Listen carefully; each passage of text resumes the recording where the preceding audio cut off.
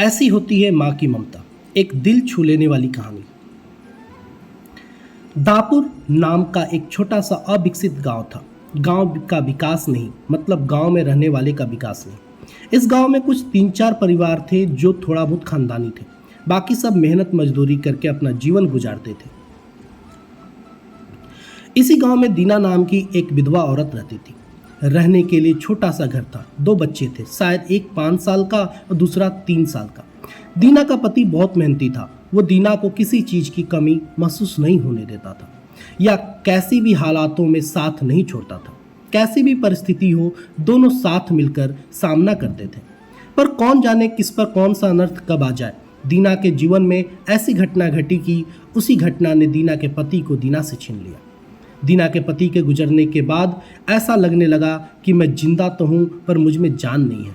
परिवार चलाने के लिए अब दूसरा कोई नहीं था सिवाय दीना के। इसलिए कैसे भी करके दीना ने अपने बच्चों के खातिर खुद को उस दुख से अलग किया। कुछ दिन बाद घर में जो था वो समाप्त हो गया। अब खुद क्या खाए और अपने छोटे बच्चों को क्या खिलाए, ये समस्या उसके सामने खड़ी हो गई। बच्चों के लिए दीना को अभी कुछ काम करना ही था। इसलिए दीना अपने दोनों बच्चों को साथ में लेकर जहां काम मिलता वहीं जाया करती थी और दिन भर मेहनत करके जो भी मजदूरी मिलती उससे अपना और अपने बच्चों के पेट भरती थी। ऐसे ही समय बीतता गया और चलता रहा। लेकिन एक दिन दीना को शरीर में थोड़ी कमजोरी महसूस होने लगी। फिर वो काम पर गई। ऐसे ही 2-3 दिन दीना काम पर जाती रही, लेकिन उसकी शरीर की कमजोरी कुछ ठीक नहीं हो रही थी, बल्कि और बढ़ती जा रही थी। ऐसे में काम पर जाना दीना के लिए कठिन हो गया।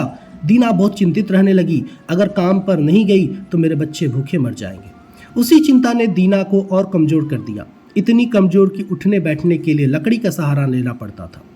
इस कारण उसके बच्चे भूखे मर रहे थे। खाने को कुछ न मिलने के कारण और अपने बच्चों को भूखे मरते देख वो लकड़ी की सहायता से आज यहाँ से कुछ मांगा तो अगले दिन दूसरी ओर से कुछ मांग के अपने बच्चों को खिलाती, पर खुद भूखी सो जाती थी।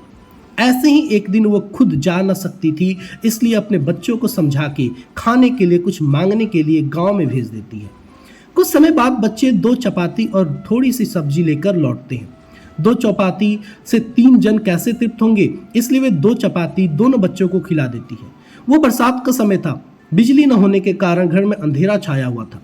अंधेरे में ही वो अपने बच्चों को एक कमरे में सुला देती है और वो दूसरे कमरे में जाकर सो जाती है। रात को तेज बारिश होती है और बिजलियां जोर से कड़कड़ाती है।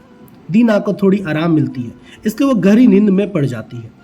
ऐसे में दीना को एक सपना दिखाई देता है। वह एकदम तंदुरुस्त हो गई है, काम पर जाती है। वह सोचती है अपने बच्चे को काफी समय से अच्छा खिलाया नहीं, इसलिए वो अपने बच्चों के लिए स्वादिष्ट खाना बनाती है।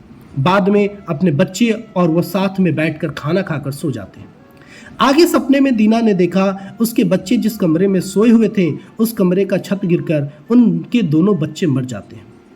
सपने में से दीना एकदम उठकर खड़ी हो जाती है, जान में जान आ जाती है और अंधेरे में ही अपने बच्चों के कमरे की ओर चल पड़ती है। कमरे में जाकर अपने बच्चों को देखकर दीना चैन की सांस लेती है।